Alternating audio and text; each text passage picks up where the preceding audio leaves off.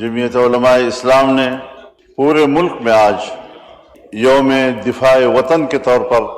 منانے کا فیصلہ کیا ہے اور تمام ائمہ و خطباء سے اپیل کی ہے کہ وہ بھارتی جارحیت کی بھرپور الفاظ میں مذمت کریں۔ جو بھی پاکستان کا موقف ہے، پاکستان کے موقف کو اس وقت اجاگر کریں اور قوم کو متحد ہونے کا درس دیں۔ جہاں جہاں بھی خدا نہ کرے کوئی نقصان ہوتا ہے، کوئی پاکستانی شہری متاثر ہوتا ہے تو اس کی مدد کے لیے پہنچنا، ان کو طبی امداد مہیا کرنا، ان کو ریلیف دینا، جو بھی ممکن صورت ہو ایک عام شہری کے ہاتھوں،